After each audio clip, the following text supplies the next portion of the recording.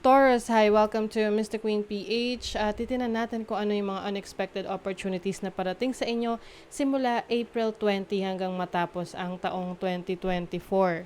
Oo. So, bago tayo magsimula, mas maganda na panoorin nyo to sa perspective ng inyong rising sign dahil mas accurate yan. Although, pwede rin naman kayong mag-resonate sa inyong sun sign at sa inyong moon sign.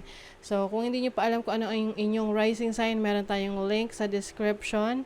Ayan, lagay nyo lang yung information nyo dyan at malalaman nyo na kung ano ang inyong rising sign at kung kayo ay Taurus rising. So, ito ay reading for you. So, kung hindi naman kayo Taurus rising, meron tayong naka-upload na ng mga readings para sa lahat ng rising signs. Okay? So, let's go back. Ayan. So, itong unexpected opportunities na to, mangyayari to ngayong April 20, moving forward, no? Kasi meron tayong Jupiter-Uranus conjunction na magbibigay ng mga opportunities, blessings, abundance, good luck. Ayan, dahil sa Jupiter. And also, Uranus is the planet of breakthroughs, unexpected opportunities, innovation, freedom. So, talagang marami siyang pwedeng madala na maibigay na opportunity sa inyo. So, alalahanin nyo yung taong 2011, no? I-recall nyo yan kung ano yung mga magagandang nangyari sa inyo nung 2011. Kasi sa akin, yan yung time na nagkaroon ako ng unexpected pregnancy, nagkaroon ako ng unexpected na sasakyan. Like, wala talaga akong ka-idea na magkakaroon ako ng sasakyan because someone gifted me a brand new car, 'di ba? Ang ganda.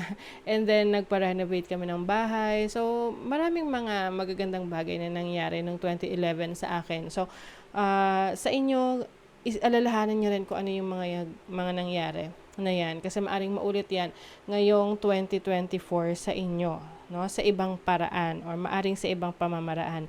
So for you Taurus, this is going to happen in your first house, which is your physical body, your outlook in life, yung pananaw sa buhay. So I think, no, mas lalo mag-grow ang inyong belief system, no, maaring iba sa inyo unexpected meron kayong sasalihang bagong spiritual group or religious organization. Some of you naman, maaring magpo-focus sa inyong sarili, no? Self-love, self-care. This is also going to bring opportunities because of the sextile ng Mars. And Mars is the planet of action, desire, impulse, leadership. So, maaring mas malakas ang loob nyo na ngayon na magawa yung mga bagay na gusto nyong gawin, na pinaplano nyo. And now, parang kumbaga magkakaroon ka ng boost, energy boost, ngayong April 20 moving forward. And you will also meet some people na tutulong sa'yo, no? At kung wala mang mga taong tutulong sa'yo, ikaw mismo kaya mo on your own. Because this is going to bring you freedom, independence. Ayan. So, maari ring magpo-focus ka sa iyong finances, sa iyong career, sa iyong mga sources of income, no? Let's see. Ano pa? Ano tong unexpected? Three of Pentacles. Some of you merong mga contracts na sa signan, no? Oo. Contract signing, maaring collaboration din to with others. Pagdating sa trabaho, mapapansin ka, no, sa iyong trabaho dahil makikita nila ang iyong galing, ang iyong talent, sa magpo-focus sila sa iyong mga abilities. Maari ring mabibigyan ka ng opportunity na makapag-aral or makapag-training para mas ma-improve mo pa yung iyong skills. And also, yung iba sa inyo maaring may ma-receive na awards or recognition sa inyong career, sa inyong trabaho, sa inyong business. And kung meron kang business, maaring lalong lalago yung negosyo mo. May mga taong magiging interesado na makipag-partner sa'yo, makisosyo sa'yo, or maaring gustong mag-franchise sa business mo. You also have the Four of Pentacles, which is financial stability. Some of you, mas lalaki ang inyong mga ipon, no? Siyempre, pag mas marami kayong income, mas maraming mapagkukunan ng ipon, no? So, I think you will have more savings and maaari ring makabili ka ng ano, no? Yung iba sa inyo, pwedeng makakabili kayo ng condo or property sa city. Kasi ayan, no, napapaligiran ng mga matataas na building.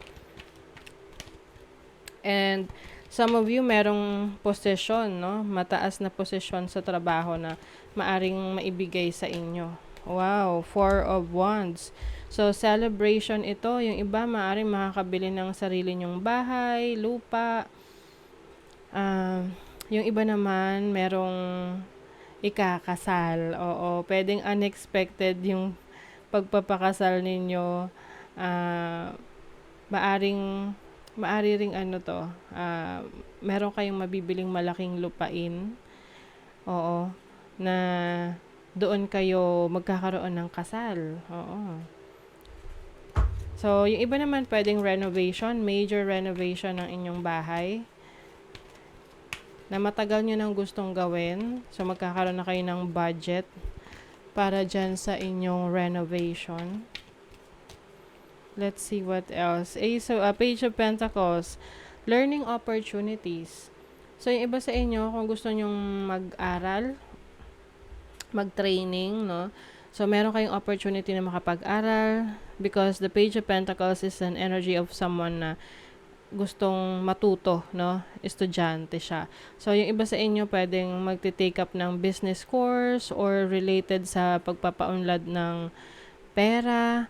Yung iba naman, para kayong magsisimula ng farming, no? So, kung mahilig kayo sa mga halaman, agriculture, so, maaring meron kayong mabibiling lupa or magkakaroon kayo ng pagkakataon na gamitin ang isang lupa para mas lalo nyong mapakinabangan. Meron kasing mga, halimbawa, nagsasanla ng lupa sa inyo. So, habang nakasanla yun, pwede kayong magtanim, or gawin yung kapakinabang yung lupa na yan. Ang ganda. Okay, let's see ano pa. Blessings. Wow, 10 of Cups. Happiness, fulfillment sa family. So, yung iba sa inyo, maaring lilipat ng mas malaking bahay na mas malawak yung ang inyong paligid, no? Oo, pwedeng may garden. Yeah, oo. Malaking garden wherein you will have more space with your kids. Yung iba naman, pwedeng mas madadagdagan yung member ng inyong family. Pwedeng magkakaroon ng baby. So, kailangan nyo na ng mas malaking space. You have the Lovers. Yung mga single dyan. You are going to be more attractive. So, maaring magkaroon ng romantic connection, no? This is a serious relationship, serious connection with someone. Someone na parang kapareho mo, no, ng trip sa buhay na kung saan kayo ay nagkakasundo. You have the Knight of Pentacles. So, maaring this person is kapareho mo na Earth sign, Taurus, Virgo, Capricorn. Meron ding energy ng Gemini dito. I feel like para siyang yung iba unexpected na parang alam mo yung whirlwind romance, pero itong tao na to pwedeng matagal mo na siyang kilala, or nung nakita mo siya parang feeling mo matagal na kayong magkakilala. So pwedeng soulmate connection na seryoso siya sa relationship ninyo, tapos magpapakasal, tapos bibili ng properties. And kumbaga talagang very solid yung foundation ng relationship ninyo. Wow, ang ganda naman. Taurus.